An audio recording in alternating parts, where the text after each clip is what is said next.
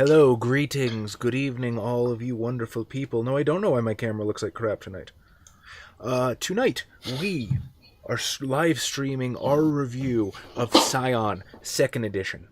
And afterwards, we will be hosting a live QA/AMA, so stick around for that. How you guys doing tonight, guys? I'm still breathing, unfortunately. Who's here? We got 3 people here. I thought we had 4. Well, you're 4. Glenn was here. He must have left. I'm sorry, Glenn. We disappointed you. But I saw you were over at Animuted. What's up? You should kind of expect that from us by now. We're nothing but disappointments. Yep. All right. Without further ado, I guess it's prudent to discuss the game that we're here to discuss tonight. Now, I do like to give the compliment sandwich when I review something. However, I do think that there is a 3-ton elephant in the room that needs to be addressed. But I'll let you guys start. So, what would you like to discuss about Scion first? I don't know. We're talking about. I mean, lore-wise, it's Scion. Well, gods do things. Sometimes they're buttholes. Sometimes they're buttholes. Are you talking about Ant-Man? Thanos memes? No. Yeah. As far as gameplay goes, so I'm a little confused on the whole enemies don't get complications. Onyx Path is hosting the stream. Why, thank you, Onyx Path. You can ask her the questions. Yay! Stream over. I still have to change that default zombie. Okay, we're like veering towards this anyway. So like I said, compliment sandwich. We can safely say that we all enjoyed this, right? Oh yeah, Yeah. absolutely. Yes. I had a great time playing Scion. So this game is really good. It is really good, and no matter what else we say here, that's the bottom line. TLDR, we had a great time with this game. However, Yeah, it was fun. They let the mechanics let you do goofy shit, right? Yeah. Yeah. That's part of the fun of being Scion playing Scion. Oh, go ahead, Tom. I was saying, and the setting seems to encourage it. Yeah. Yeah. It's like, as somebody who reads a lot of epic poetry just because I really like mythology and I like epic poetry and stuff like that, I love... What about modern poetry? Modern poetry, you know my feelings about some modern poetry. There's one modern poem in particular I've told you about that killed my love of poetry. But anyways, yeah, I like that the game allows you to facilitate some of those absurd epic moments that happen in mythology and in those kind of epic poems and tales and stuff like that. Like throwing a car at people and pummeling them to death. My favorite epic poem involved someone throwing a car. You don't remember that part in the Epic of Gilgamesh? Oh, right, my bad. When Echidnu threw that one car at Ishtar? I thought it was Enkidu. Oh, yeah. That's not my area of expertise. Get up on your fucking Babylonian lore. Shit. I only took Latin, I'm sorry. so the one thing that I mainly wanted to address about this, and you guys are more than welcome to tell me how you feel, but I think we've all had the pretty similar experience. And I say this because we love Scion and we love Onyx Path so much and we want them to do well. If you look at their upcoming projects, it looks like Scion is going to be the flagship for the entire story path system. And I absolutely believe that Scion can do it. I think Scion is covering a niche right now that there's not really a super well-known urban fantasy RPG on the market. That there's not really an RPG that deals this heavily with mythology. I think it's got a really great niche that'll appeal to a lot of people. But, and I say this purely out of love and because I know what you, Onyx Path, are capable of. It steps on the nads of my heart to say this, but Scion Origin is just not a well-written book. And I don't even mean that in terms of criticizing the prose or the structure of it. I mean that it's confusing as hell in a lot of places. And Yeah, Obsidian Champion stops Onyx Path has stopped hosting. posting our stream. and I think the best way I can articulate this without any shred of hyperbole is, so you guys know that I am an enthusiast for the OSR, the old school role playing, or the old school Renaissance. And if you're super hardcore OSR, the system that a lot of people go with is the original White Box by Gary Gygax. But the White Box is notoriously very obtuse, because essentially you're basically reading Gary Gygax's notes that he wrote for him and other nerds like him. So you kind of have to read it, and you have to parse the legendary dialect of High Gygaxian.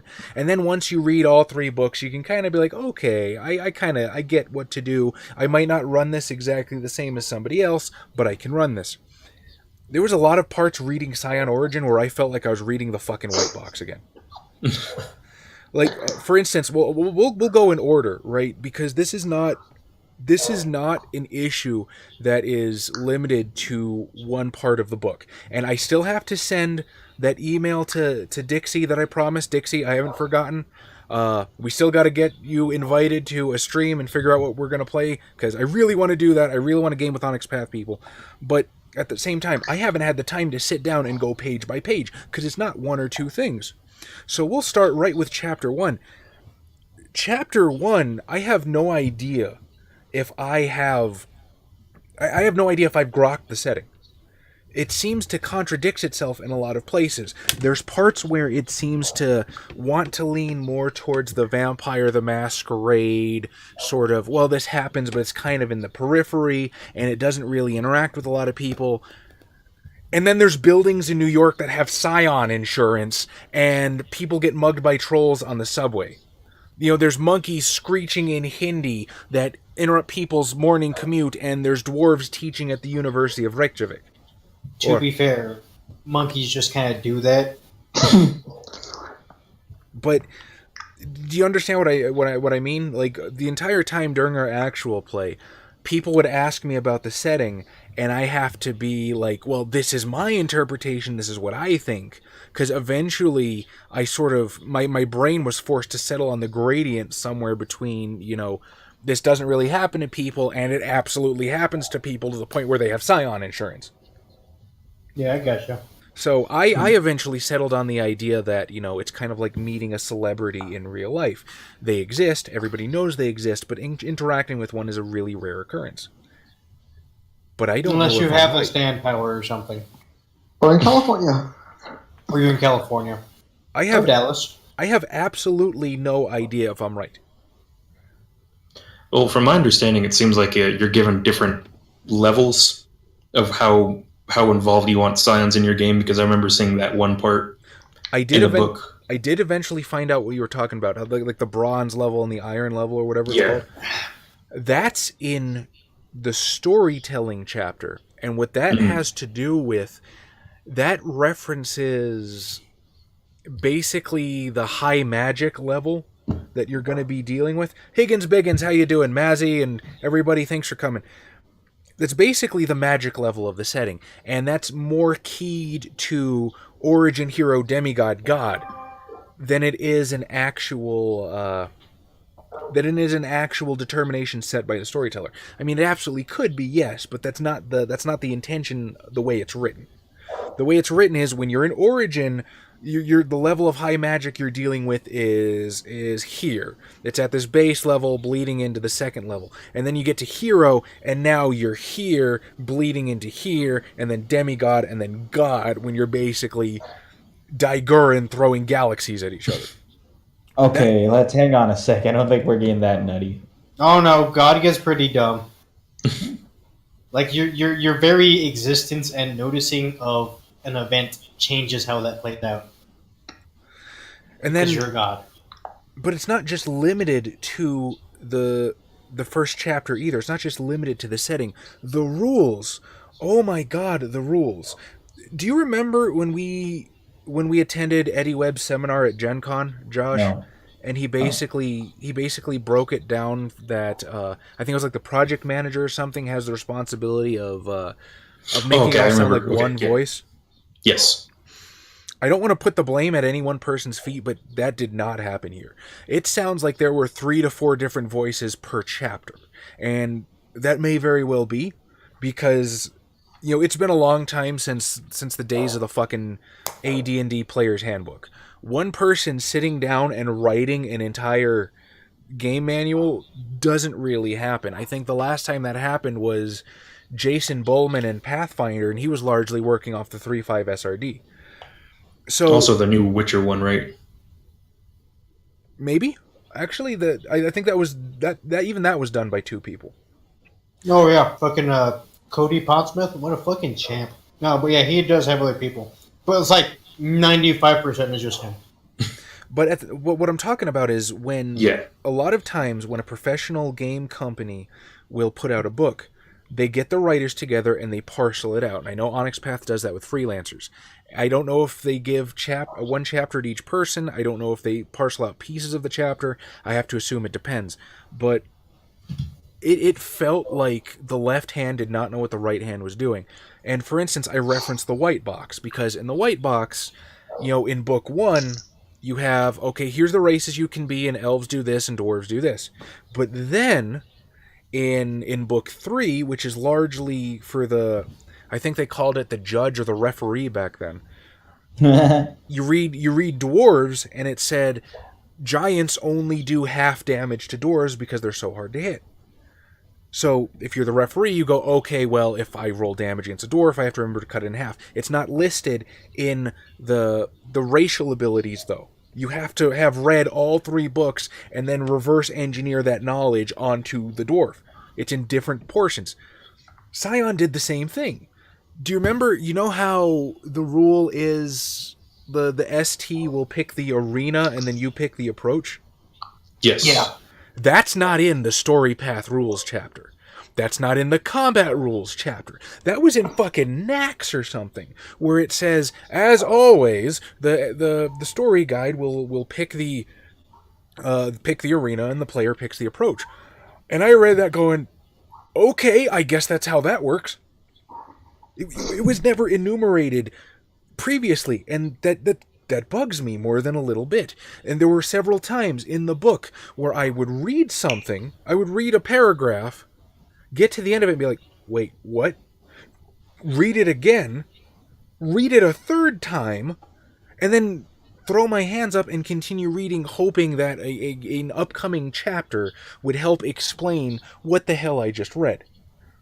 And what's really sad is that Hero doesn't suffer from this. Scion Hero 2nd Edition is a fantastic book.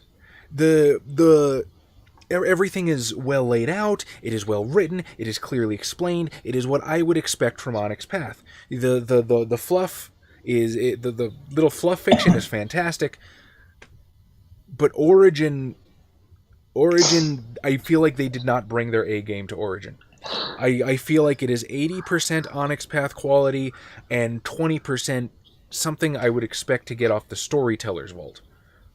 And I don't know if that's maybe because Scion was so niche that maybe it didn't get the A-list writers, or it didn't have a lot of people applying to write for Scion, or I don't know if Origin was kind of an afterthought. I don't know if maybe it has bits and pieces left over from previous iterations of the rules, because it feels like any one of those could be possible.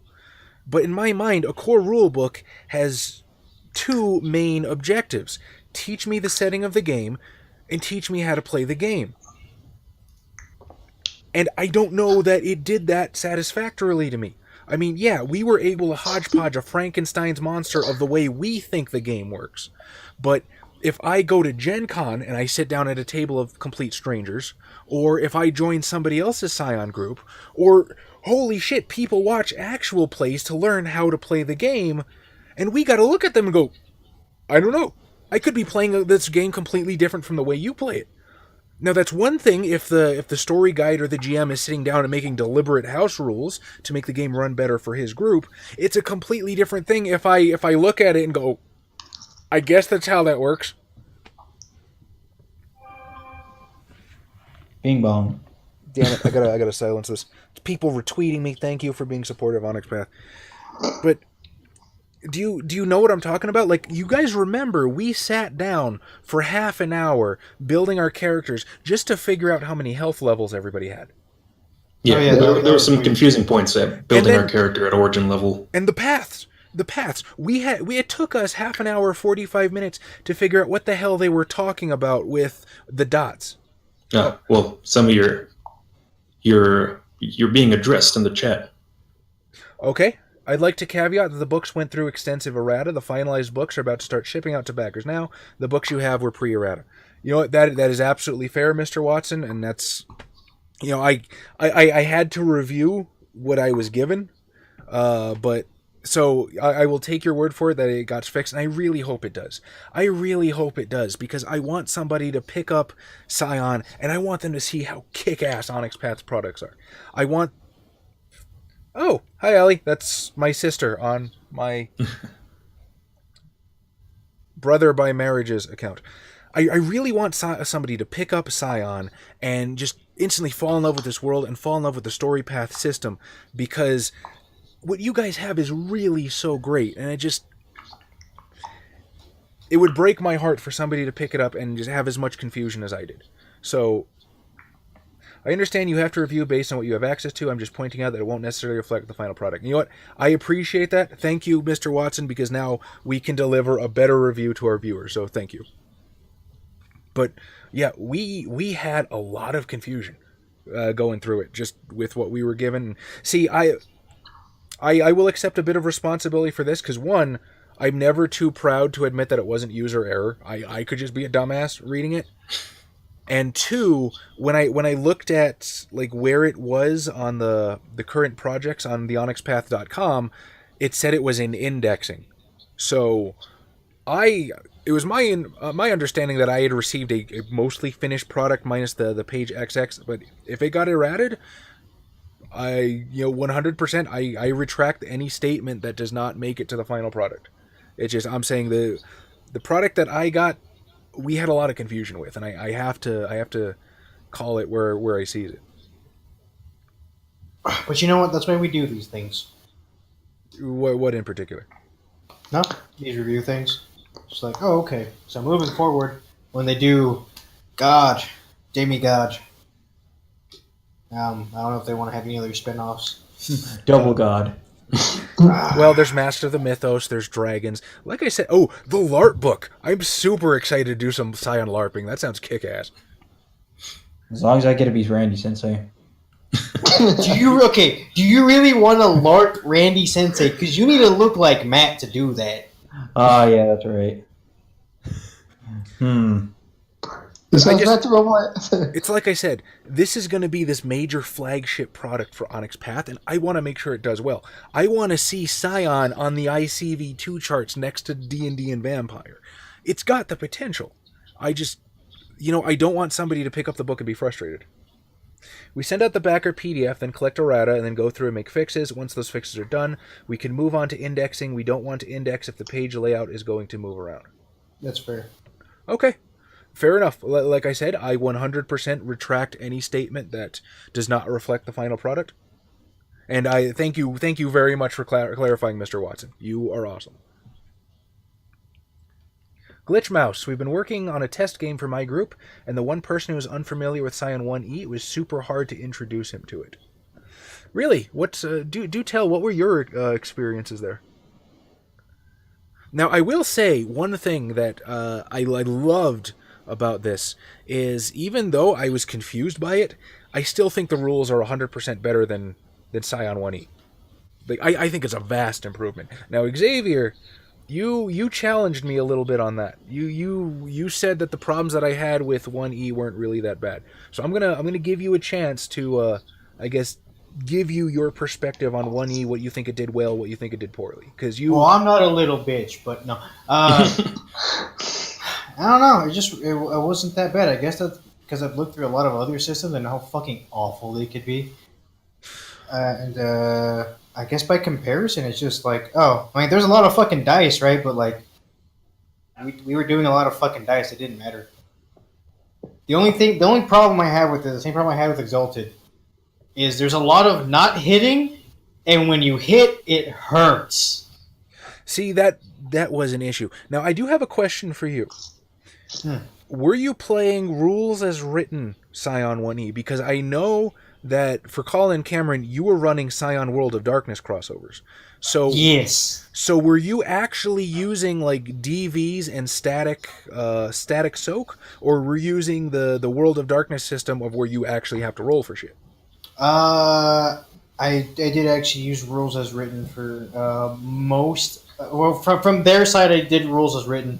From my side, I had to do a lot of tweaking, twerking.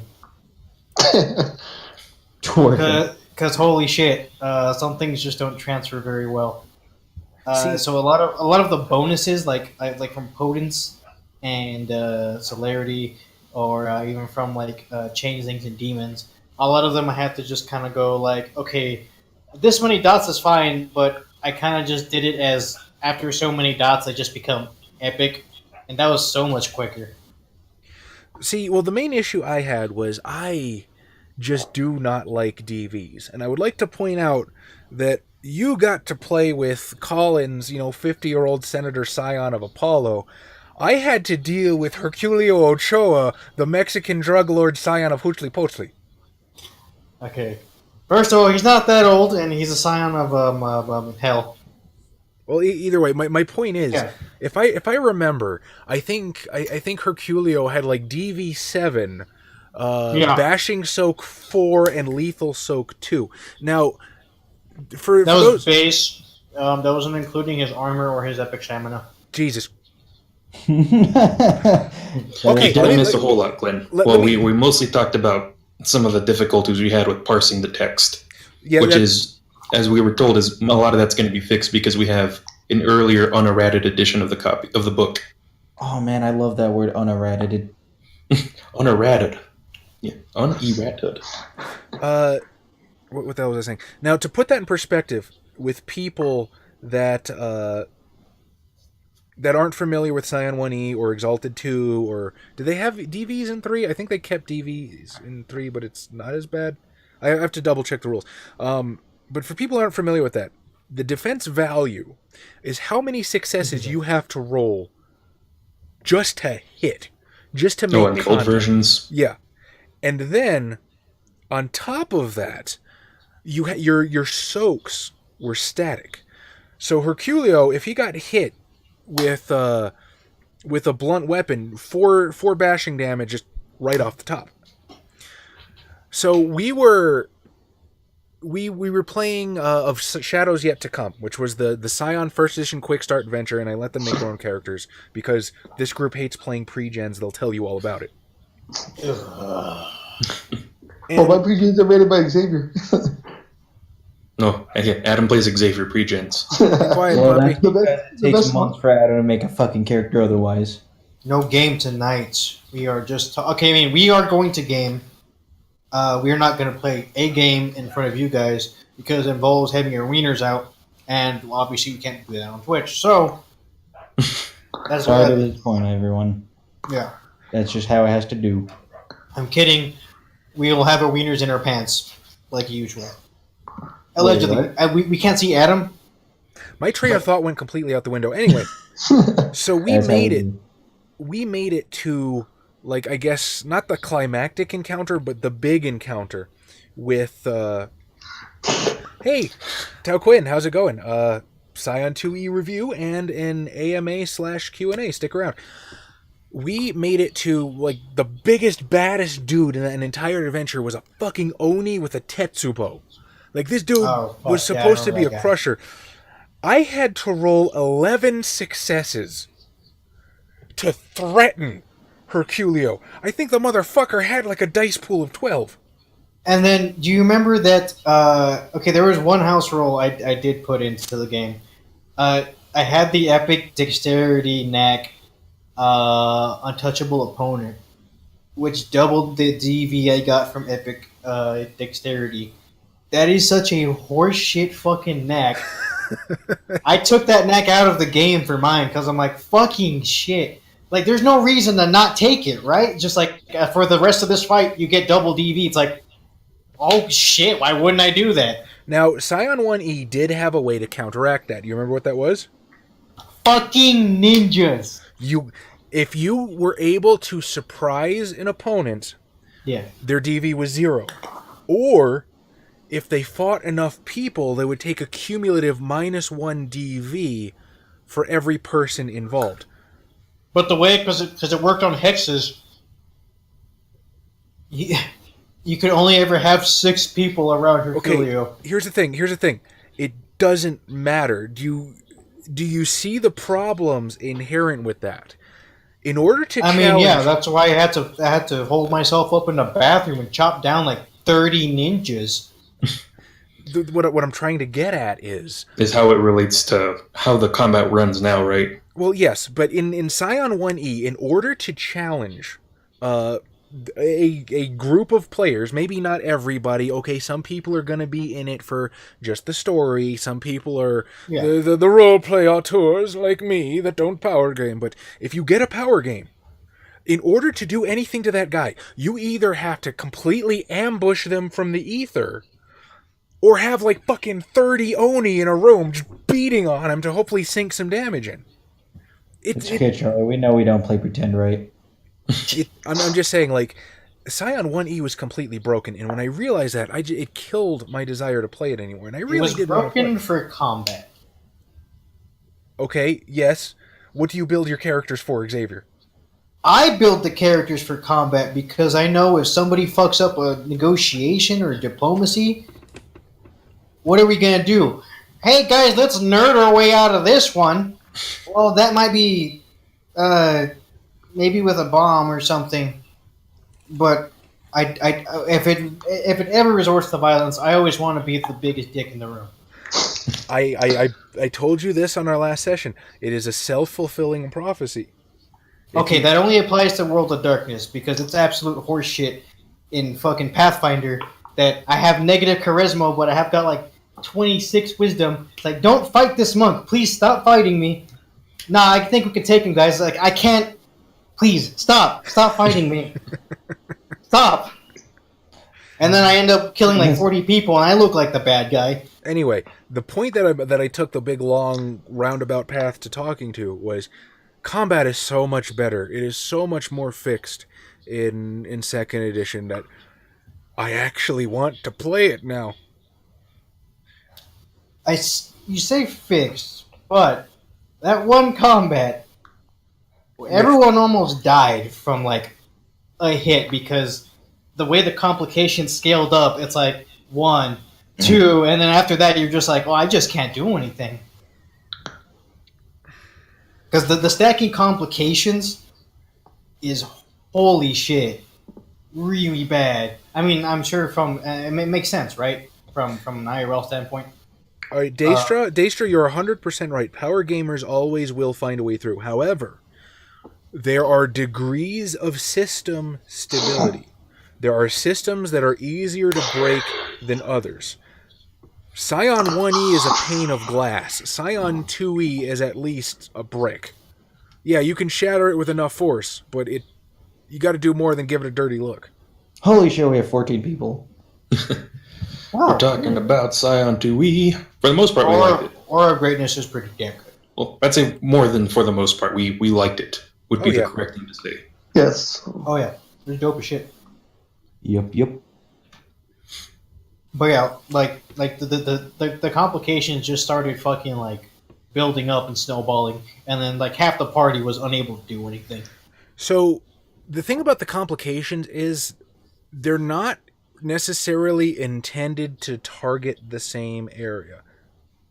Unfortunately, Exalted kind of were.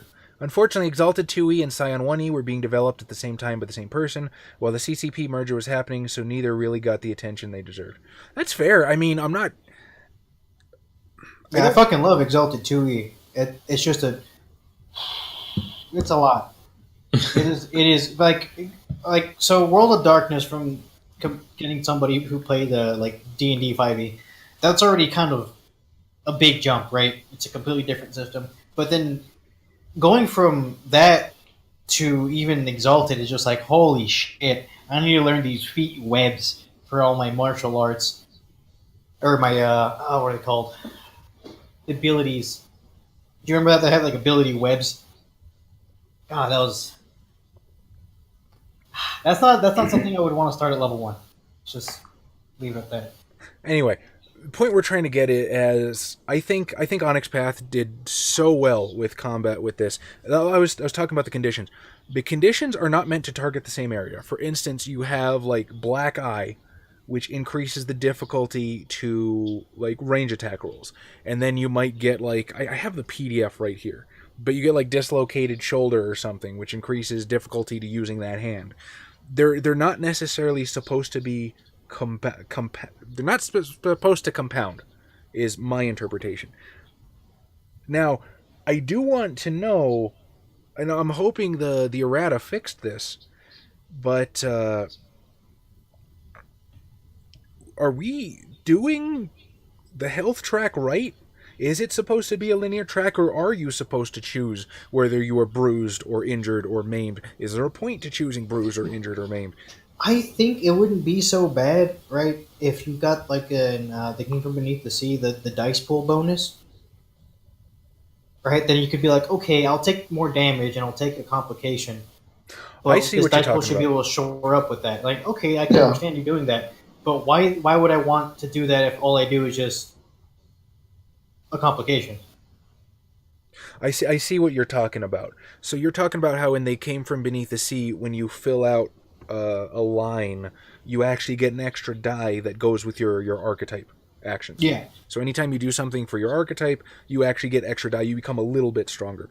I did like that mechanic in They Came From Beneath the Sea, and you're absolutely right.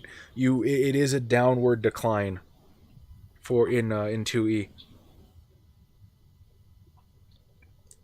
4-player group, 2 were deckers. Just don't. If you're gonna play Shadowrun, especially for first timers, just ignore the Matrix, ignore Deckers, and Technomancers. Just don't. And if you have somebody who wants to risk being a rigger, give them only one book because it's a lot. See, you say that, but I feel like if I ever tried to limit your source books, we'd have an argument. No, Deckers so if somebody's a Decker, that means for the next half hour to hour and a half, no one else gets to play unless someone is also a Decker, and they do Matrix things. I can tell you how damage works in Trinity Continuum, but I'd have to check to see if Scion does it any differently. So Trinity Continuum is my second favorite continuum. as opposed to Space Time? Zero shift. No, shift. Yeah. Trinity What other Continuum is going to be cool. We're going to have to check that out at some point. What's up, Josh? I was going to say, what other aspects of the gameplay should we talk about, though? Like about aspects of the I did like how even at origin level your characters felt somewhat heroic. Right? Yeah. They weren't obviously, because I actually did look at Hero, and those knacks are pretty strong. Like Yeah. I think a base hero in this game is stronger than in the other one, and first edition that is. But like even in Origins, you felt solid. I too enjoyed it. It was a nice comfortable point where you were playing characters with power, but it's not tremendous amounts of power to where you can just completely knock aside buildings and entire gangs of enemy. So yeah, I'm flipping my car over. I'm not throwing it, picking it up over my head, Supermaning it through the window. Oh, holy shit! Once we hit Hero, I had that a surprise for everyone. I think I know what you're talking about, and it's going to be cool. When you go full good boy. No, I mean full good boy is one thing, but then I can totally do McCree's ultimate. That's an mean interesting Jedi? point. You have a supernatural origin. It didn't really Yes. come out too much in our AP, but it will later. And it Yeah, seemed- I felt like more like very much like a background thing, right? Like if there was something that No, he's addressing Glenn Couch in the Pantheon comment, oh right? I noticed because maybe this mid-game thing, and I ran into it in my game, never really got into the Pantheons really, which is my favorite part in a lot of games. I do wish there was a little more about the Pantheons in the Origin book. Well, it's in Hero. Yeah, it's in it is. Hero. Yeah, 'Cause this Origin, it's kind of like crapshoot, though I don't know if that's fixed. Where it's just like, what does this guy do? Well, he kind of. Yeah, I don't mean like a whole lot, just like a little slight bit more of an expansion on them. This guy does this, like god of this, and there's this is what Because I you're was. picking. Go ahead. Oh, go ahead. Well, this is what I was talking about. How the iron level and the bronze level, or I forget the exact ways they describe it, but where the iron level and the bronze level are really tied to origin, hero, demigod, god, because at the origin level, the gods really are just in the background. You haven't even had your visitation yet. You're probably not going to meet a god. So really all you need to know is how they work mechanically, and then you can go to Wikipedia to get the rest. That's as far as you're ever going to get in Origin. When you get to Hero, that's when you actually start meeting the gods. That's when you need to know more about them, and so they put it in that book.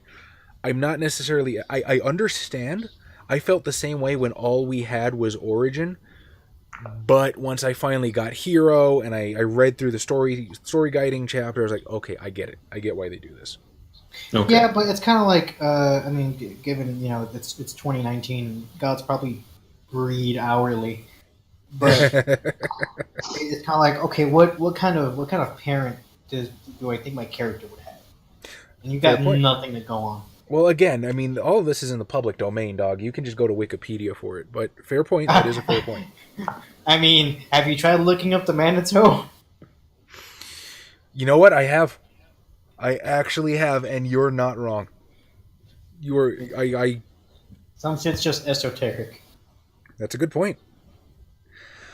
Oh, there was something else I wanted to say. What was it? Oh, yeah. Scion Origin is comfortably small. It's only 181 pages. That's really nice. Oh, yeah. Because one, that's going to be easy to carry around. It's going to be easy to take places with you. And it's not intimidating for new players to pick up. Yeah, now, not like when you whip out Mage 20, if it's just like 470. Let's play Mage. That's why we made that joke in How Not to Tremere.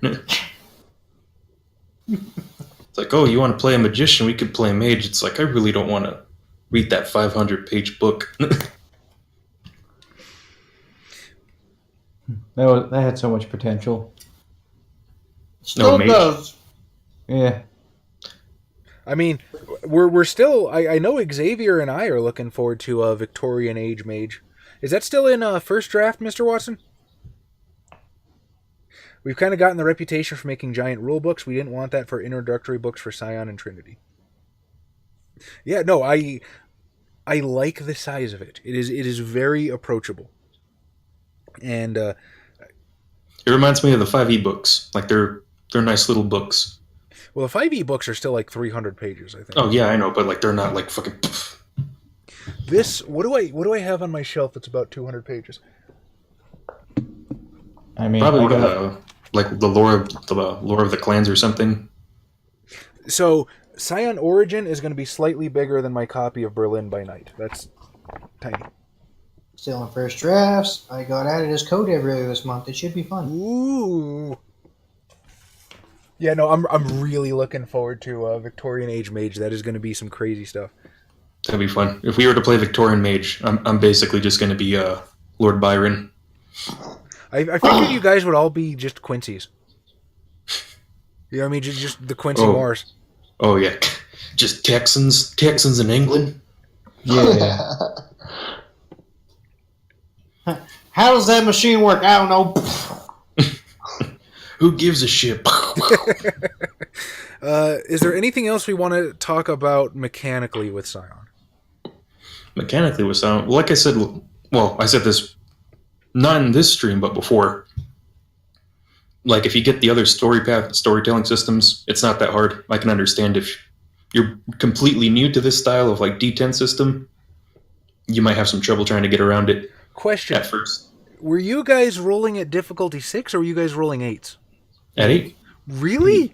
Holy Yeah. crap, you guys had so many successes. Onyx Dice did not roll for crap for me that entire game, which, that's nobody's fault. You guys made a random number generator. But I need to yell at somebody for it. Yell at Adam. Roll the dice, Adam, Tom. damn it! Can you play your Dungeon Dice Monsters, Chaz? That's what Adam was rolling. He was rolling his fucking Yu-Gi-Oh! Dungeon dice. God damn. They only have ones and tens. Kidding. I got a blue eyes white dragon. Success.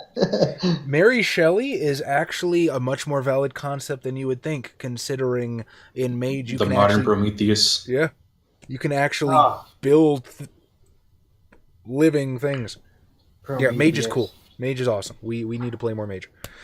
Along with... You don't want to be her mom, though? Her mom was pretty cool. Was she hot though? Mary Wollstonecraft? I don't know. I'm pretty sure I actually do have a picture of her in one of my books. Hold on. Anyways, Internet. Mary Wollstonecraft was pretty cool. Oh! Fun fact, Mage Revised Storyteller's Handbook has rules for creating Prometheans. We did not know that. I didn't know that. I knew it was Not somewhere in Mage. I didn't know exactly where it was. So thank you. I'm going to pick that up. That's super cool. Daestra, I'm curious as to what rulings might have confused you guys in the game. Can answer and not for the... Okay, yeah, the health thing. Well, for some reason, our health tracker on our sheets had negatives instead of pluses. The character sheets were not the final version. Yeah. But that was one of the things that confused us. Although if I could put forth an aesthetic opinion, I really miss the skulls from the first edition character sheet. The first edition character sheet was dope. Are they gonna have Pantheon specific character sheets? Because that'd be pretty fucking cool. That would be cool. Yeah. I'd be down for that. Or you know what would be interesting? You know how Vampire has the clan books? Having like Pantheon books, that would be neat. It's just like, here's like an extra 50-page book on everyone except the Manitou. We got like 10 pages. You wouldn't get like an audio CD because it's mostly oral tradition. Yeah. Is this I was gonna. Onyx Path beat me to it, but I was gonna say Mr. Gunn will probably do it. Oh yeah, Mr. Gon rocks. That dude is amazing. Only if there's a Billy Mays Pantheon book. Oh. Okay. What about Mr. Here? Okay, so Austin didn't really go too much into his backstory. His character was like a career rug merchant, and for some, I guess he was actually a scion of Loki, but Loki decided to screw with him by pretending to be Billy Mays calling from the other side, and you know it Loki goes works in mysterious ways. It just makes me think of that scene in Kung Pao with the "we purposefully trained him wrong" as a joke. But it worked. Yeah, he's cleaning up. Fucking Billy Mays. I would like to talk about one. I was referencing your supernatural origin path, and I don't know. I'm actively soliciting your guys' opinions on this, but it feels a little weird to me that you can take both a supernatural origin path and be a scion, because it feels like I don't why think wouldn't that you? was the intention. Honestly, I did actually read through it, and I don't think you can, but it's not very commonplace. See, I read through it, and my understanding was that you can absolutely do that. Yeah, you can, but it's like, well, why would they? Right? Well, like in Especially certain mythologies, it makes a lot of sense, right? Yeah, To be a supernatural demigod. but like, why am I a werewolf? Assuming these aren't the Guru, because I should have a different character sheet. Dude, have you actually looked at your werewolf in Hero when you actually get Krynos form? It's pretty strong. Yeah, but they're not Guru. So my dad did not fuck a. Or actually, I don't know what my dad would have been. Because like one of them has to be a werewolf. Nah, it was just freak genetics happened. A mutation. I mean, I explained it away. It is more of a background thing until Hero. You're absolutely right, Glenn. But at the same time, it does open up mechanical options. Like I believe your bloody minded knack comes from your werewolf, right? Yeah, but I replaced that one because I was just like, oh, I can choose to take this health track, but I already had 5 stamina. I'm like, I'll just take all the bruised because it gave me an extra maimed, and I was just like, I don't know if I really want another one. it just seems odd that it's almost like a "why wouldn't you take it" kind of thing. Glitch Mouse said, I really want to make a Teodal Scion who's actually a freaking hummingbird given human form, who is a little too stabby and liking of red Slurpees and candy. Oh, now I want a red Slurpee. I just love the I whole, don't what care was what it, flavor it is. I just want it red. just the old Aztec Empire capes, the capes that they had to be made out of hummingbirds. So many hummingbirds are dead. Yo, that's a lot of hummingbirds. That has to be a lot of Kids fun. were a bit more clear on what they did and which way to choose them. Actually, I think for my what is it? You pick your origin, your role, and your what's the last one? Origin, role, it's Pantheon. Oh, Pantheon, right. We're talking about paths, right? Your origin path, your role path, and your Pantheon. I think I chose my own path, or I made my own path mainly because it Good night, was honey. really fit with the idea I had. Night, Hey, Joe. Nani, where is this in the book? Was it I in have an the book, appendix? Yeah, Show your work. Maybe Cite your source. Josh Waifu. You're given value only by only by the men. Yeah, I don't remember what it was. But I was just like, none of these really fit. You know, I was So, really, fuck it. I was really hoping that either Origin or Hero would have some sort of guidelines for designing your own origin path, because like there's a lot of cool stuff out there to play, and I want to be a vampire, but I cannot be a vampire unless I build it myself. So yeah, supernatural paths. They start on 162. And you can be a kitsune, a satyr, a therianthrope, which is technically the werewolf, or a saint, I guess. I actually did make Edwin Black a Scion in Colony Cannon's campaign. He's not as powerful. No, okay.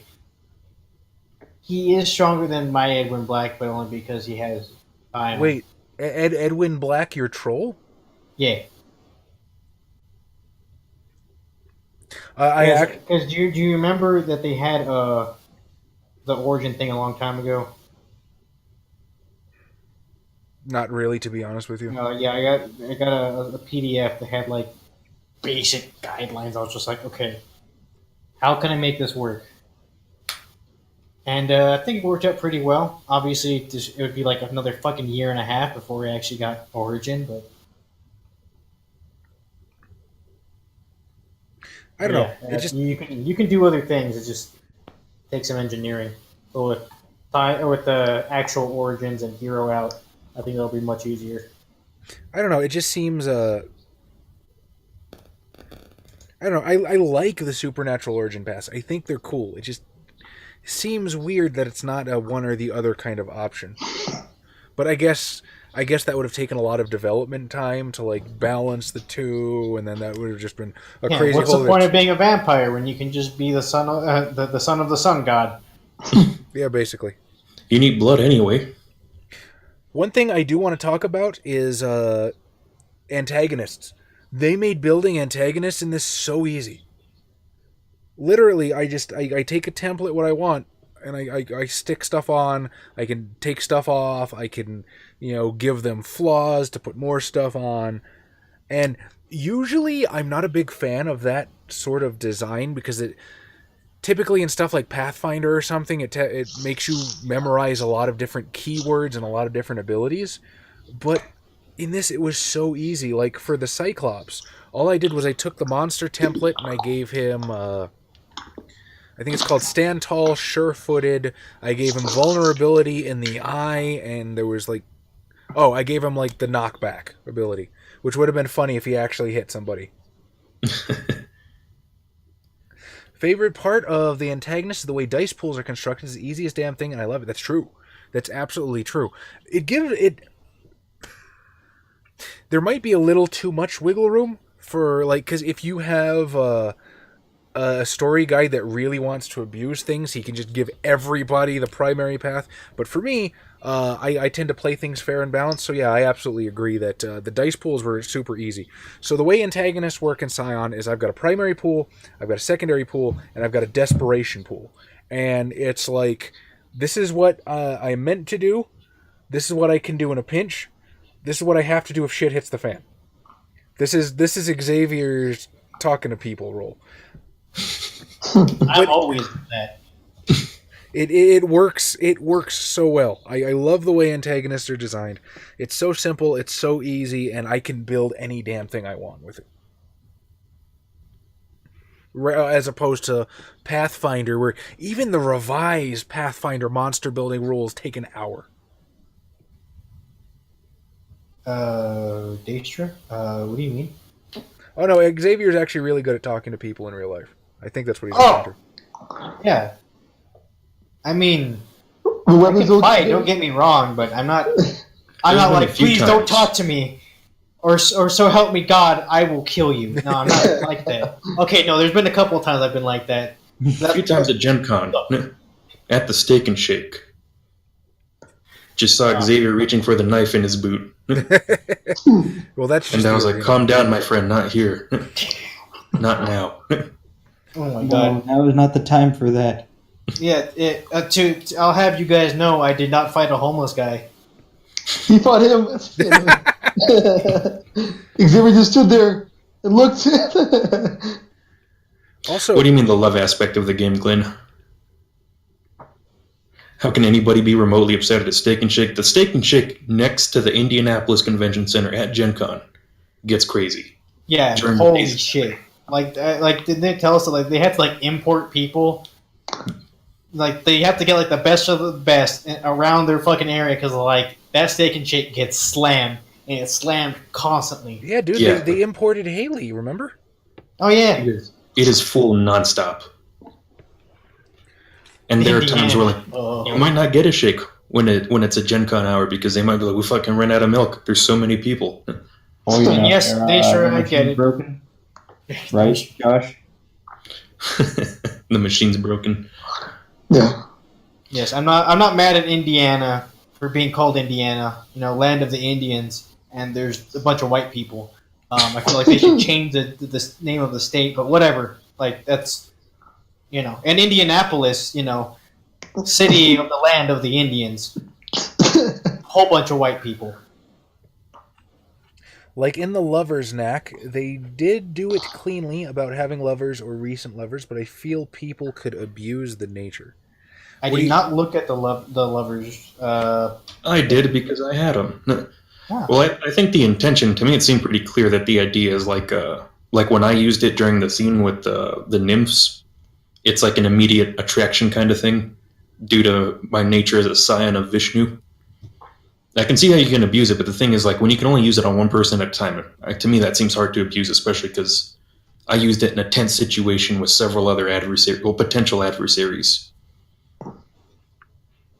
And I also like that in the book it says if you're using this ability on another scion, it has to be consensual between the two players, because there's nothing more awkward than when someone's trying to force romantic relationships between two player characters when one half of that duo doesn't want that to happen. We have an old RPG Imaginarium about that. Concerning Oh, Scion. the scion of Aphrodite. How not to play this game. And hey, you know, with Scion 2E coming up, we might be getting more how not to's. Don't start writing checks we can't cash, buddy. My editing time is at a premium already. I would like to do that though. Daestra just finished watching the World of Darkness documentary and laughed hysterically when they said VTM was inspired by the devs driving through Gary and how a shit place it was. That was a green text what- with some weeb and a Lara Croft get up. Yes, that is correct. That is a Sign of Aphrodite video / story. Yeah, seriously. Like, do you guys remember the meme version of Gary? I mean, you have to. The super, yeah. It's just like a forsaken wasteland, akin to like post Katrina New Orleans all the time. It was quite over the top in its depiction. But there have been times though where it's bad enough that like if you get off and you don't have state license plates, the cops will take you back onto the highway. It's like, oh, hold on, buddy. You don't want to be here. You don't want none of this. Just like in freaking what is it, Dewey Cox, the Walk Hard movie. Go on, Dewey. You don't want no part of this. You don't want none of this. I don't know. I feel like they need some Thief Town justice. Tom knows what I'm saying. Oh, also, because I happen to be on this page, and since I was just talking about antagonists, the equipment rules are really awesome, too. You know what I'm talking about with the tags and how you can customize stuff the way you want it? Yeah. I thought the equipment system for this game was great also. I don't think that was the intention. I do think you're supposed to pick tags that are appropriate, because one of the warrior abilities specifically says you do not have to pick tags that fit the weapon. I mean, theoretically, yes, you are supposed to pick things that are appropriate. I basically have a relic weapon. I'm used to you guys pulling shenanigans. I mean, yeah, like don't get me wrong, it's cool, but that means like when I do get the relic, I don't know what more to add to it. I can't break this any more than I already have. Yeah, it was like it was arcing, ag, piercing, and then when I activated my warrior thing, it got the brutal tag. Brutal. Like holy shit, that's nasty. And then when I get to hero, I'm gonna change that out, and then I'll be able to have a shockwave on it. I'm just saying, like from a perspective. No, it's super fucking cool. Don't get me wrong. I don't think that's the intention. Well, you know, we'll see when we finally get the errata what was said. But personally, I like the way it was designed. You got 3 points. Take your 3 points. Take flaws if you want. That's easy. That's really easy. I can put stuff together. One thing I did lament: no merits and flaws. But I understand that's not. Oh, you're talking about no merits and flaws for the character? Yeah, You're flawless. they're flawless. We're always perfect. I understand, but you know, as heroes, we need to have some flaws, or else we're just Mary Sue's. So, see, here's the thing. I would say even as far as New World of Darkness / Chronicles of Darkness First Edition, they were moving away from the old school World of Darkness system of merits and flaws because I totally get it. I totally get that. it tends to be broken and dumb. How dare you? How else is my vampire supposed to see in the dark? Well, I'm not talking about that. It's usually you and Tom will just take 7 points of flaws off the top and just look for the 7 least impactful ones. And that's not the way the system was designed to play. Are they the least impactful? I mean, yeah, usually. Or can you just not think of anything to do with them? Shots fired. I have used your flaws several times in game, sir. You know that as well as anybody. What I'm saying is, there's times when I have had to deliberately twist a flaw that was taken for no reason. The flaws are meant to, here's this challenge that you are willing to take on to your role play. In addition, you get some extra points to sort of balance that out. Yeah, but some of them aren't worth it. Like, you know, being a nugget. That's not worth it. Nobody's telling you to play Toy from Montreal by Night. What I'm saying is... but like there's a certain hierarchy in the merits and flaws. Like some of them are just better than other ones. Both to take as a flaw and as a merit. But see, that's the problem. So that's why V5 mandates you take specifically 7 points of advantages, 2 points of flaws. That's why Chronicles of Darkness, I believe, forgive me if I'm wrong, Mr. Watson, I believe it's 7 and 4 that you take, and you don't get anything else from that. It's just part of your character, because of course your character is going to have flaws. The idea is to downplay the power gaminess of it. Charmed Existence is the most broken shit I've ever read in a game. That and Enchanting Voice. Do you happen to know what those do, Josh? No. Okay, we'll take your word for it. I think he was talking about CWAD, merits and flaws. So Oh, yes, absolutely his. Holy shit. I feel dumb for not realizing that. And Glenn was asking about the knacks related to creator. I can't say I looked over those a whole lot. I mostly looked at the stuff that was pertinent to my character. I did like creator, however, I think because when we hit hero, you pick 3 callings, right? Yeah. Yeah. You basically get... Tier 2, 1. That's something that might be errated. Because That's true. heroes are supposed to have 5 knacks active at one time. Flaws in Chronicles of Darkness are less. You get extra freebies and more. When this comes up in a game, you might gain bonus experience. See? Okay, that's not bad. Because with the way Chronicles of Darkness works... okay, I was actually looking at this quite a bit last night because we were talking about the Contagion Chronicle. Contagion Chronicle now on Kickstarter. I've backed it. Yeah. I was actually looking at, and the way experience works in Chronicles is it's a lot like Story Path, where you are responsible for your own advancement, and you can get it's called a story beat, which convert into XP, but you get a story beat for doing your character's aspiration. You get a story beat for attending the game.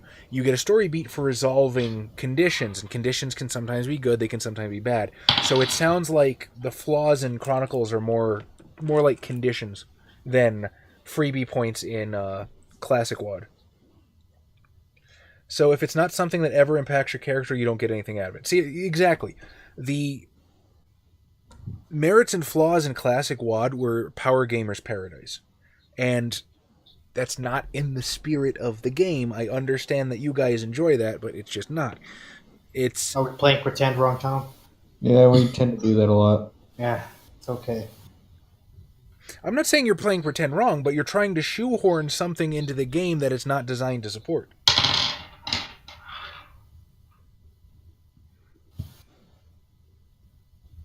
So I mean, no, yeah, I completely understand your point. I just like having fun.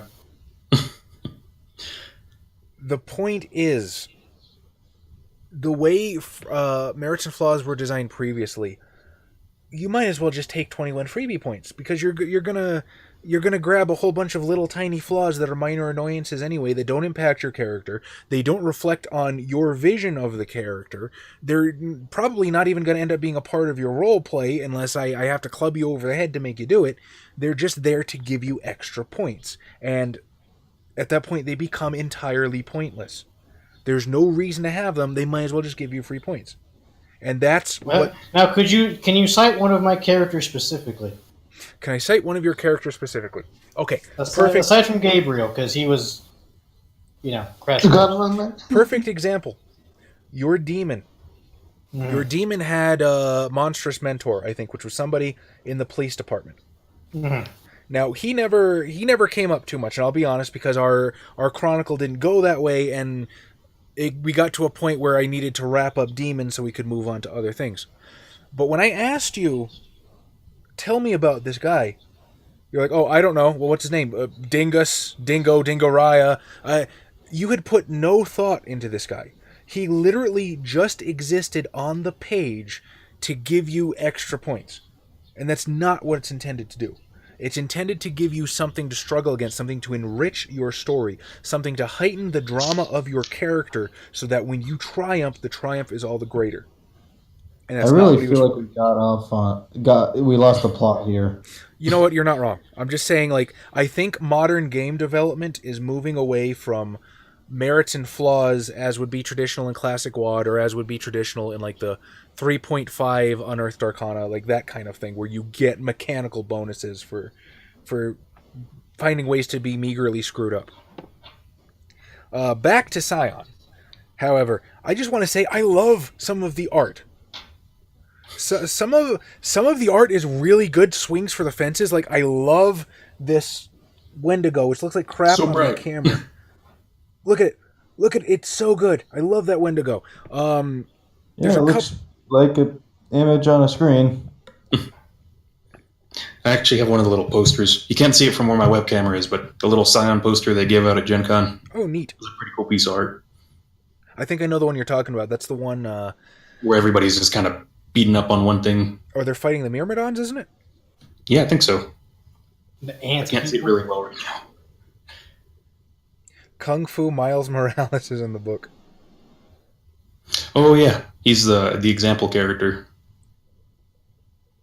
Is that what he was? Fatal had the best art.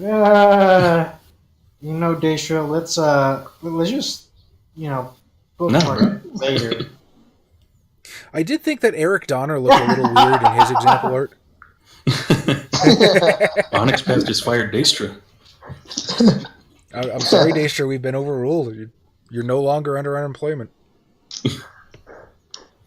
You will have to give back your, much like Adam, we will have your company Crunchyroll account suspended. And you're grounded. Kung Fu Tiger Woods. There we go. That's close enough. I forget Tiger Woods is part Asian. Right? His name is Tiger. Rawr. What were you saying about Eric Donner? Not all of the pieces of art hit home with me. The one Eric Donner on his pre-gen sheet looks a little strange. I'm trying to find it right now, but where's? I think my copy of Hero when he's on the other side of the room. But if you look at Eric Donner on Scion Hero, he just looks badass, right? He's got the fucking tattoos and the lightning and the gun and the spiked hair. He looks like he's gonna kick some ass. And then you look at the Eric Donner. That they use for the pre-gen character, and I'm still looking for him. My PDF's taking a little while to load, but he looks like he's gonna go sit under a tree and play an acoustic guitar. Well, that's because he's at origin level. He's not hero yet. I know, but it looks like a completely different character, huh? He's just a little deflated. I do like Eric Donner as a fucking pre-gen. I do like pre-gens in this game. Period over some other ones because they're actually designed to work, Be useful, and not just fill the niche that expects everyone else to do the same. I'm gonna quote that as often as I can now. You can't spell OPI without OPP. Onyx Path Publishing. Woo! Oh. You get that on the shirt. So can we expect Opie mouse pads? I Characters. expect to see them in the mail within the next 2 weeks. Well, no, you know how there's Opie mouse pads, and there's also the Oshiri ones, the butt mouse pads. So, remember There's also pics. Remember the thumbnail you used, Chaz, for the episode 3 with Eric Donner and the Frost Giants one? Frost Giant Butt Warriors, yeah. Yeah, you could make one, which is the muscular Eric Donner for the butt mouse pad. Okay, now what Sell them at about Gen Con. Huh? Or the about pic. Mention? Oh, Mitch. So if I take a T-shirt that says that you can't spell Opie without Onyx Path Publishing, can I get that signed at Gen Con? Who else? What character's going to be on it? Frost Giant Butt Warriors is the pinnacle of Scion development. It's true. You guys have peaked. Close up stop now. Or just keep developing that. They will overthrow Fatal. On Onyx Path Publishing to begin developing erotica. Hey, if you need a writer, I have my creative writing degree. But how? And, Eternal Hearts 2? Look at him. Look. Let that thing fix. That does not look like Eric Donner. I'm telling you, that's because he's origin level. Yeah, he gets the hero and he's just like, oh, epic strength, epic stamina. He's like, oh, what is this? I'm not a nerd anymore. He's like, my dad's Odin. I'm gonna kick your ass. What is Dad Thor? I thought it was Odin. I could be wrong. Because doesn't he have the 2 ravens? He has Hugin and Munin, but his dad is Thor. Oh, okay. Doesn't he have the gun made with Uru? It was made by dwarves, and it has a sliver of Mjolnir in the hammer. That's what it was. Just a little shaved off piece of it. Also, I also think Scion deserves a little credit because it is being... If you're the kind of person that cares about being progressive at all, they're doing some pretty brave stuff. Look at that. Look at those two guys. Bullet holes ain't the only holes he'll be plugging tonight. Promise you that. Is that what it's supposed to be? I mean, I assume. But, like, I've never seen that in a book before. So, good on you, Onyx Path. You don't read enough hentai. But, I mean, I did like... Okay, so... See, look, he's right there. He's right there. That is clearly Eric Donner. I don't know who the guy in the fucking green button-down shirt was. And then... That's Origin Eric Donner. That's him right out of high school. When he was a mechanic. And then there's one... Before he was like, my dad's Thor, I can lift mad weights. And then I think, like, chapter 1 has a picture of Eric where he's, like, coming through the woods with his gun. It's like, if I saw that, I'd shit my pants and run. What's that whole old meme that this man slaps your girlfriend's butt? What do you do? Oh, yeah. A picture of Eric Donner.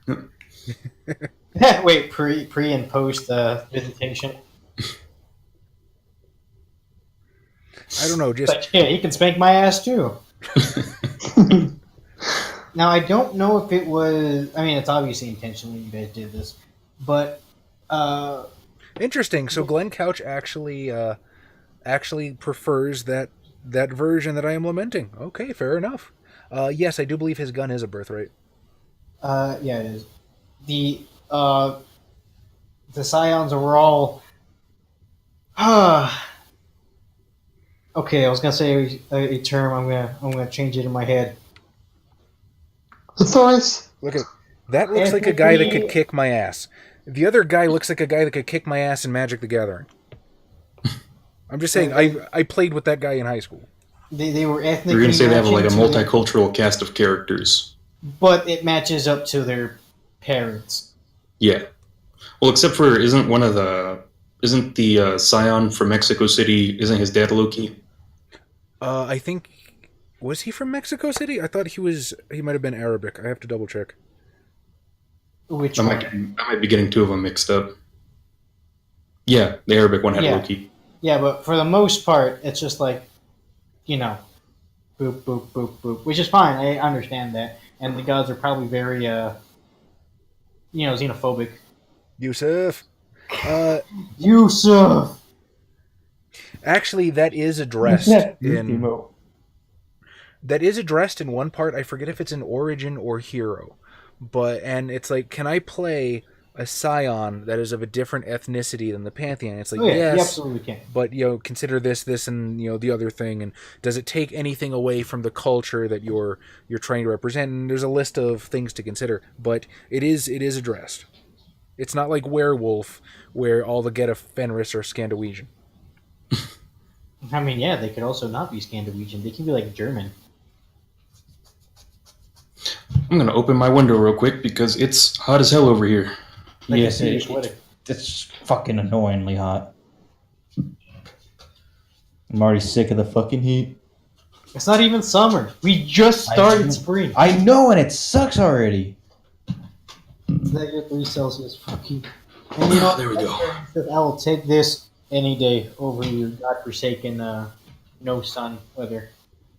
Scion and the Trinity Continuum both have an extremely diverse cast of characters, and I love it. It's cool, and I've you see companies like WotC, they'll kind of nudge in that direction. They'll put the open acknowledgement that your character could be of any gender or sexual identity or this, that, and the other. You have companies like Paizo that they have Shardra Gelt, who's canonically a transgender dwarf in Galarian. Oh my god, I forgot about that. But I've never seen Onyx Path... Well, I've never seen a company be like this, the way Onyx Path has. So... Hell, wait, why are they... What are you, stupid? Why wouldn't they? What? To make sure Hawaii... For those of you with the cold weather, it's 84 degrees outside right now. At for us. fucking 11 p.m. It's fucking... And it's 11 p.m. temperature. God bless Texas. I wanted to salute Onyx Path for that. It's pretty brave, and good job. I think it's implemented better than some companies do it. That's what I would say. What? I mean, we kind of don't give a shit because, we're We don't care Texan, about but we're PC. we're Yeah, in the I was blue, talking about how, blue like- part of Texas. Like it's like, yeah, what are you, a bigot? You don't give a shit. You're just people. Well, because I was going to say it feels well implemented. Yeah, versus And the not way pandered some to. do it. Yeah. And we're just about as Western. Captain Marvel. Okay. Okay. Tauquin says it's probably below freezing over there in Alberta, the Canadian Texas. Well, that must be the best part of Canada then. I mean, like, objectively. They have negative percentage of French people. My goal when developing the new Aberrant was to have it be the edition that was ruined by the SJWs at Onyx Path, and I think we're doing a good job. You know, there's always going to be a contingent of people that see it that way, and that's unfortunate, but I like the way you guys are going. I think it's good, and I think it's going to... You know, I'm the kind of person that when I love something, I want to share it with as many people as possible. And That's why there's this YouTube channel. that's a really... Yeah, that seems like an obvious statement now that I say it out loud. So, I don't know. I guess if this sort of thing helps people feel more comfortable and can bring on, you know, more people from different walks of life into the game and help them feel like they have a place here, absolutely. Like, 100%. I fully stand behind it. Were you about to bring up something else, Jez? I was about to say that I have just about said my piece on Scion at this point. Is there anything else you guys want to say? Adam, you've been quiet this whole time. Like, you've been listening super intently. I don't think you didn't listen at all. I was going to say, much like they came from beneath the sea, we liked it. I do enjoy the game and all that. Like the gameplay was great. I guess like we already rushed on all the stuff that's like been like needs to be worked on. Like because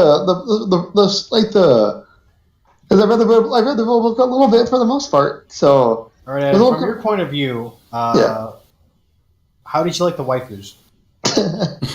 I thought our team did really well. We just did a little better. And I'm really glad that we came out on top this game. Adam sounds a little bit like when you're at an interview and they're like, tell us about an experience. You're like, yeah, here's something really general. Yeah. I did a thing and it was cool. Give it to God.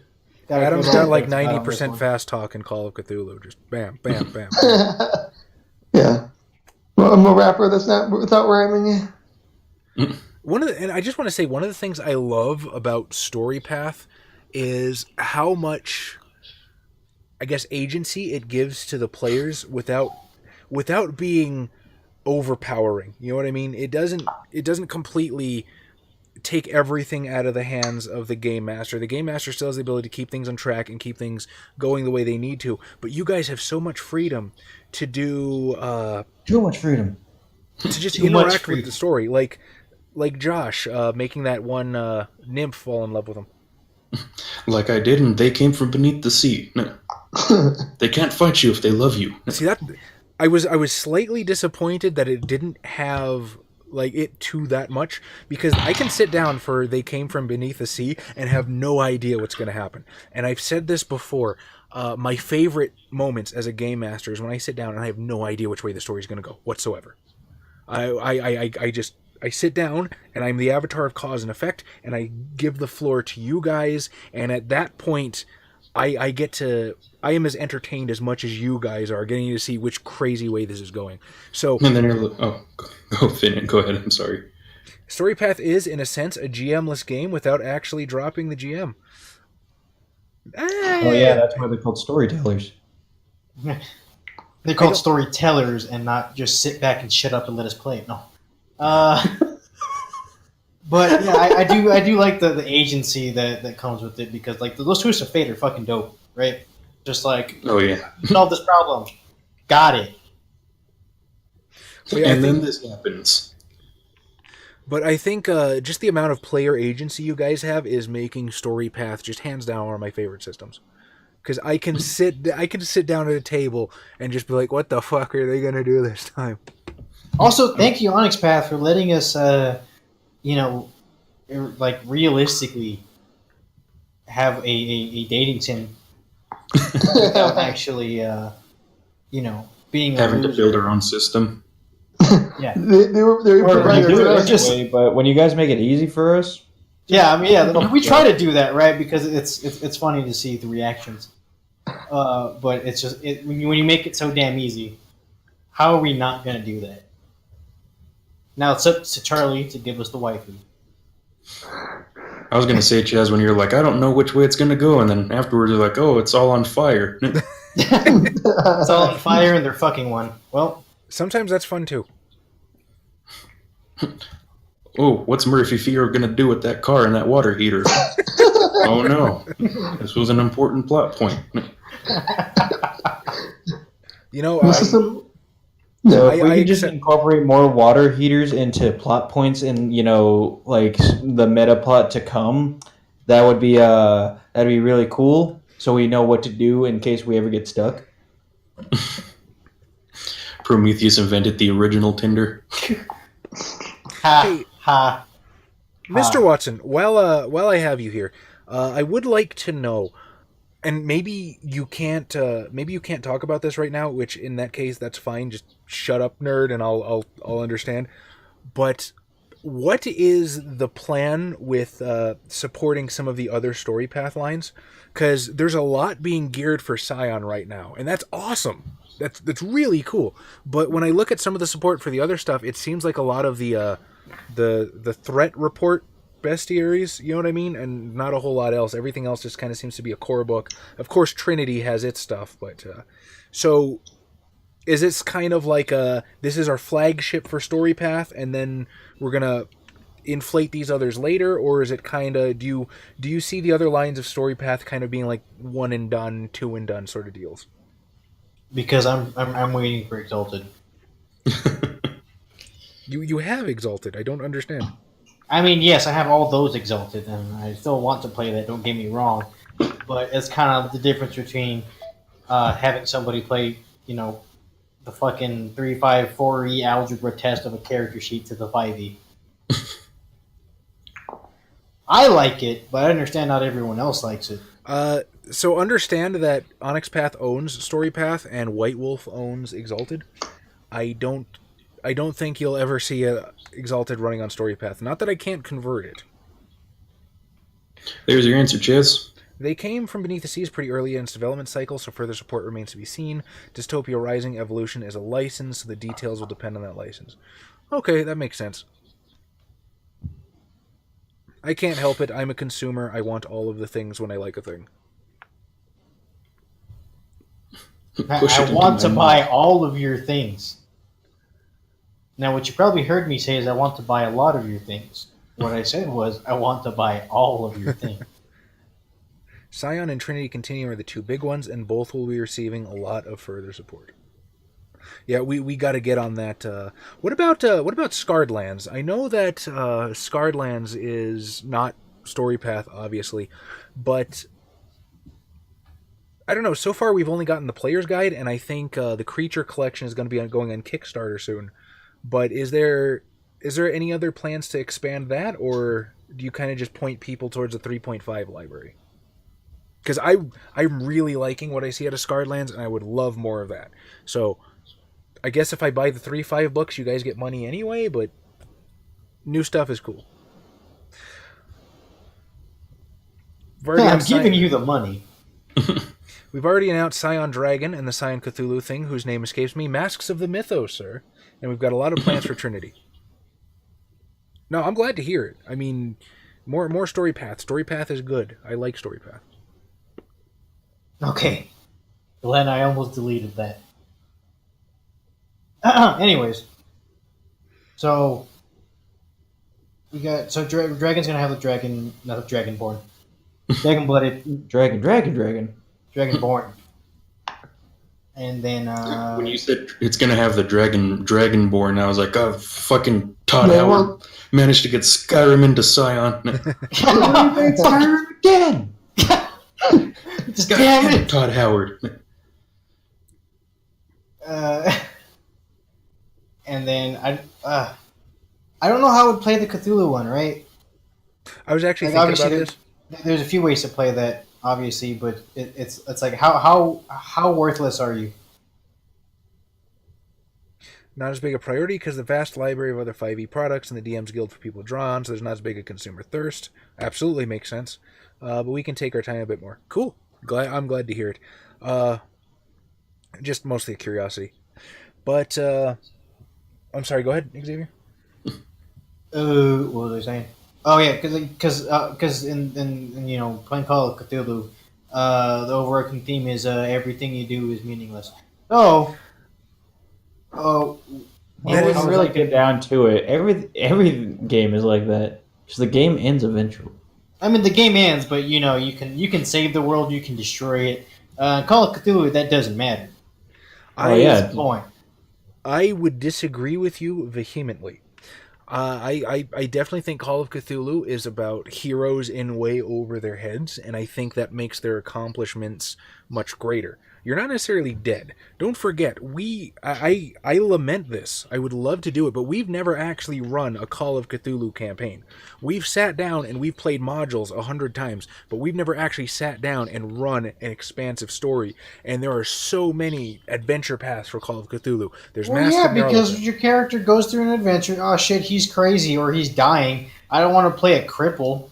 That is a stereotype. That is a stereotype. That's true, but, Inquisitor Adam.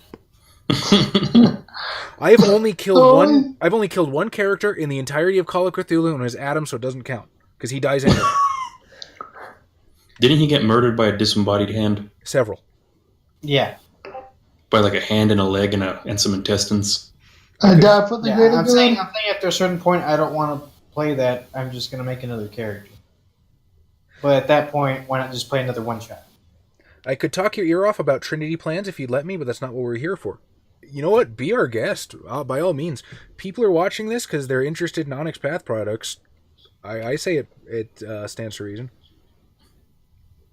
What do you do with a pantheon that doesn't care about worshippers? What does a scion of an elder god look like? There's a lot of really interesting places we can take the mythos. I agree. But I do want to see like how you can. Like, oh, I'm the scion of this person. It's like, well, I'm a scion of this person. How they duke it out. Fight, kiss, tentacle, tentacle.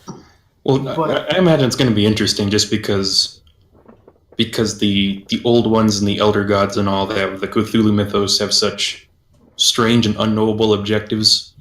Like, your purpose for existing might be to put like a piece of toast in a toaster at a specific point in time to set it in a certain chain of events. And you absolutely needed to be sired and be a scion to do that. So there's just an unbelievable amount of options you could have with that. Just due to the strange or knowable ways these things, the way they think and whatnot.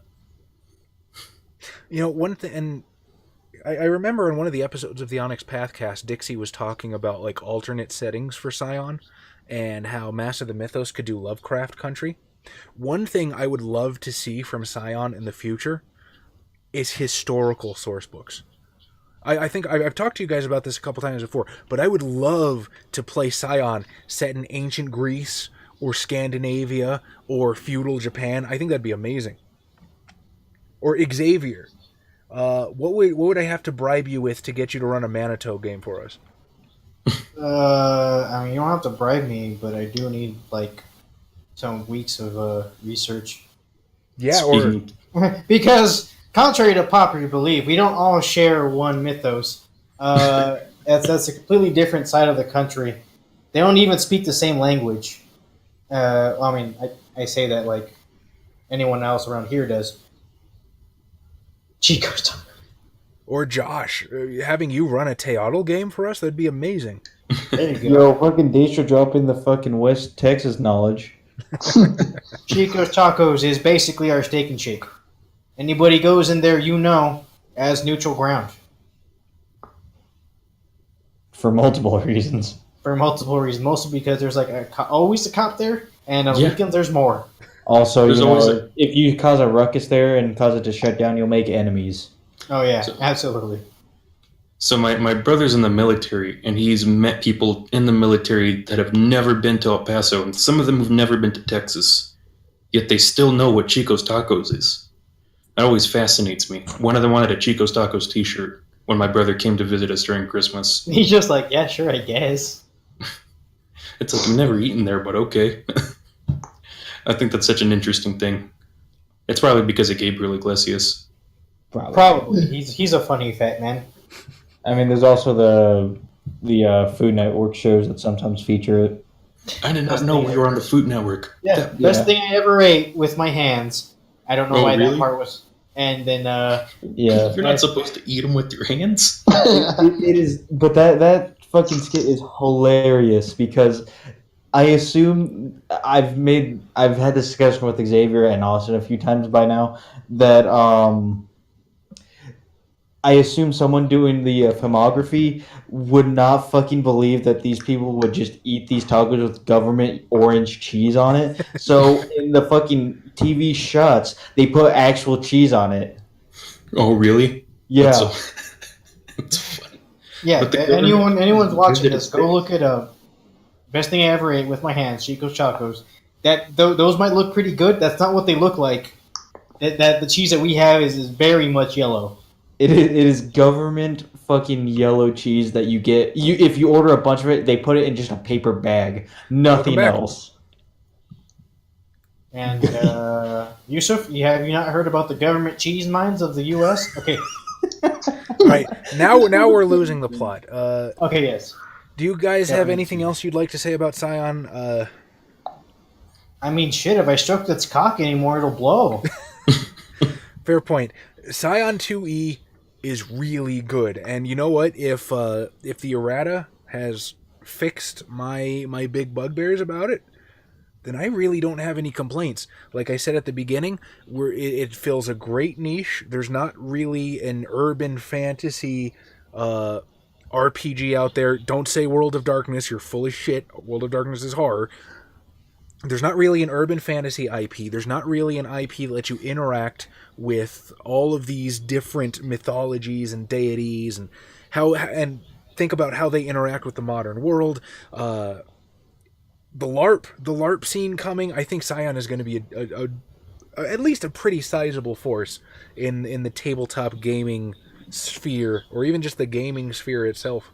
And I heartily recommend it from the bottom of my heart. Good game, a lot of fun. We had a blast, and thank you for Onyx Path to giving it to us. Anything If we LARP Scion, I want Austin to be his Scion of Billy Mays. You know he's going to insist on dressing in a green suit. Well, I mean, I'm assuming when we're LARPing, we're going to be out and about. To address the era concept, that's pretty much the foundation of the Trinity Continuum. Just like Scion has roughly 3 levels, Hero, Demigod, and God, Trinity has its own character types, power levels, action heroes, Scions, and superheroes. We got to get on Trinity. Trinity sounds like it'd be a neat change of pace. When he thought arrows, I thought he was going to talk about the historical arrows. I'm like, oh, what? What? Historical games? Well, I don't know much about Trinity. I think Trinity does have, like... I just had a confusion of language, basically. Goes out with... Yeah. Okay, yeah, that's about what I was going to say. Because Trinity has a pulp era, it has a modern day, and it has a far future. Okay, I get it now. Okay, so it was both. I would imagine if we were to run Scion, though, in a... Roman Scion would probably be pretty cool, just because there are points where they had so many different people and religions involved. Good point. But yeah, it's still something I want to do. I think it'd be neat as a storyteller to explore this. And when I look at a universe, I think of a story in that universe, yes. But then my brain, whether it be ADHD or whatever, just starts thinking about all these other stories that I can tell, and it just fascinates me. It fascinates me. Scion is so malleable. There's so much you can do with it. You are literally interacting with arguably the greatest stories that humanity has ever told, just by sheer dint of their ubiquity and how long they've lasted in our culture. So, one of our later plans includes Aegis, which take those character types into ancient Greeks. Ooh. Wait, how ancient? Mesozoic. I was going to say, before they started writing things. Goddamn. Yeah, Scion is super good. Anybody else want to add anything? I already said my part. Adam has an essay he's been writing the whole time. I've been trying to write it, but I get distracted. Wait, what? We actually do give Adam homework. It's usually hentai related. It's subtitled though. I have to translate it. Oh my god! Damn. Adam, have Dream to over. or get to? Both. We're ending the channel now. Forever. All right, So what's the next game we're playing? the next game we were playing is going to be, I think Werewolf actually starts next week, so our Werewolf Dark Ages campaign. But we will soon be starting Scarred Lands, which was also provided by Onyx Path. Much thank you to them. So, do you guys know what you want to play for Scarred Lands yet? I wanted to play one of the ghost people. Oh, the Hollow I'm Legionnaires? making Tom Adam's character, and you know what? They're going to be fun. Can you tell us anything about them, Xavier? Tom's might be a little furry, but you know what? I think people will like it. If not, we at the table will. All right. So, we did promise our viewers an AMA, and we've been yakking about Scion for an hour and a half, because believe me, it deserves it. So what I'm going to do is I'm going to restart the stream real fast. We'll be back with the AMA. Mr. Watson, you are 100% welcome to stick around, because I think you're a cool guy. Now you can ask us things, and we'll answer you. Probably inappropriately. Yeah, that...